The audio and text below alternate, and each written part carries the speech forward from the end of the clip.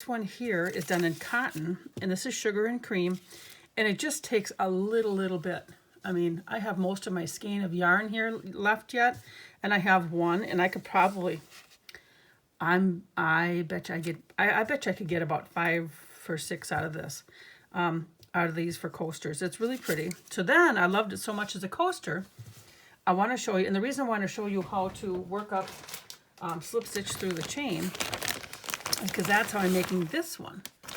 So I have this, I keep some of my projects, as you can tell, I have multiple projects going on right now.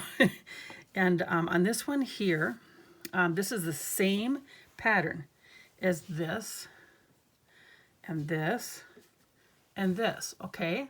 Same pattern, except these two I changed color every row. This one I did not. This one where I did not is the same as this. So this yarn here is by Hobby, and it's from it's called a twister. It's 55% cotton and 45% acrylic. I thought this would be a beautiful tablecloth. I'm going to show you in just a minute here. This has 1,093 yards. I'm going to use the whole thing, but check out the inside of this. Isn't this beautiful? So as you can tell, this is a dark blue. So it was darker in the middle, and I'm starting to work my way to the lighter colors. It's going to be a very nice size, and it's square. Now I got to see here. Okay, so here's where I ended, and then let me show you. It's this is like a fingering yarn. It's just actually like a thread-like yarn. So here was a really dark color, and so if you look closely, let me get this spread out here for you. Look closely, and you can see that same center pattern, and then those spokes that come off of it right here, and then we have those side stitches right here that are in between. And so this is really pretty and lacy, and let me just kind of go through this yarn here.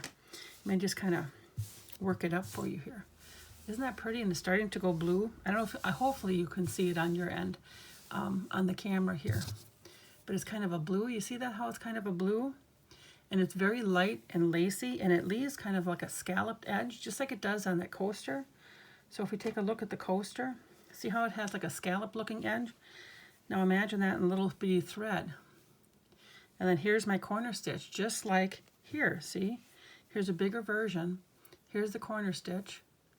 And then here's the side stitch right here, those, the chain 4, and then the 3 treble crochet. Okay, those are right here. You see those? And then we work up the side. So this is really lovely and light and lacy. And I'll have these patterns on the website when I get them all done here. I'm going to make some more of these coasters here as some gifts. And then I'm going to make this table topper, this tablecloth.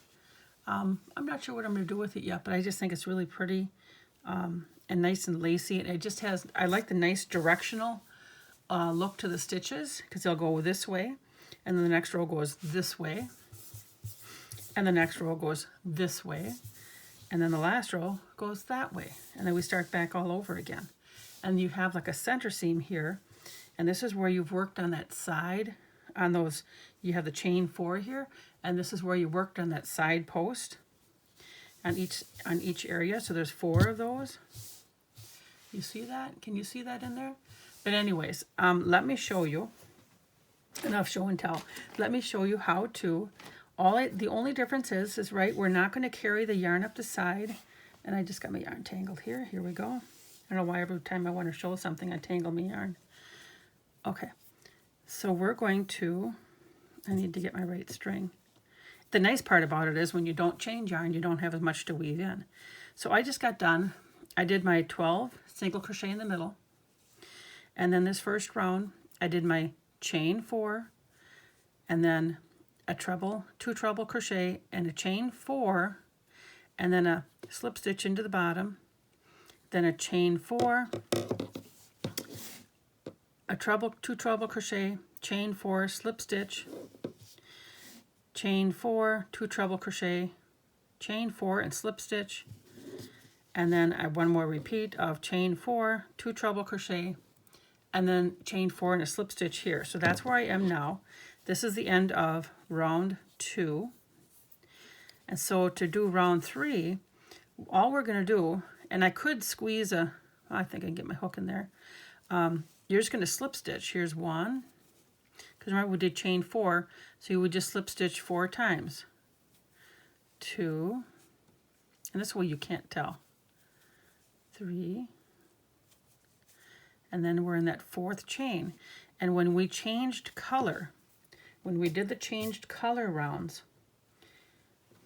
okay, you actually started your stitch in that 4th chain. We're here, now we've slip stitched in those chains up to the 4th chain. And now all we're going to do is continue with our round. That's the only difference. Is we're not cutting off a yarn and ending it here, and we're not starting a yarn here. Rather, we're slip stitching into the 4 chains. And now we're going to continue. We chain 4, 1, 2, 3, 4, yarn over the twice, and then we'll do our 2 treble crochet in the next stitches here.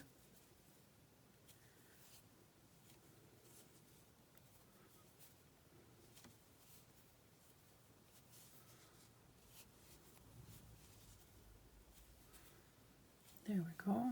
And then a chain 4, 1, 2, 3, 4, and then slip stitch into that first stitch, that next stitch there. And now we're going to work on the side. We do our chain 4, 1, 2, 3, 4, yarn over twice, work on that side, and we're going to do 3 treble crochet. Yarn over twice, another one, and remember those chain 4s count as a treble crochet each time.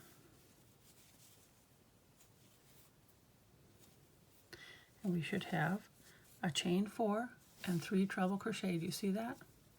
And then we're going to slip stitch into that first stitch, the top chain 4 of the next, kind of like a little flower petal or a little cluster of stitches. Gotta unwind my yarn. And now I'm just going to continue working around.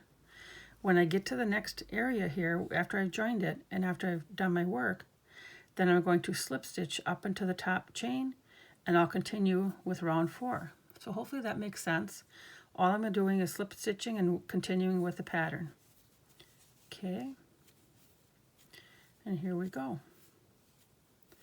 It's very simple to work. Once you get the pattern, it just continues to grow in size. If you wanted to do it more than 4 rounds for a coaster, again, you could do this as a tablecloth as I am, and that nice light thread like yarn. I think it's a really nice pattern. 3, 4, and then we'll slip stitch into here, and then we work again. We're going to work on the side. So we're almost halfway done with this round. So you can tell 2, 3, 4. This goes rather quickly. I'm actually, if I really am working at a good speed, I can make a coaster in about 15 minutes. So if you had to do some kind of a gift for somebody and take something somewhere and wanted to make it on the same day, you could. You could probably make a set of these coasters. As long as your fingers and wrist and everything didn't get sore, you'd be good. And so here we go. And I'm going to slip stitch through there. And this round is halfway done. See that? And now I would just continue on, and I'd end over here. And then when I'm ready for the next one, I slip stitch into that top chain 4, and I would continue with the next round.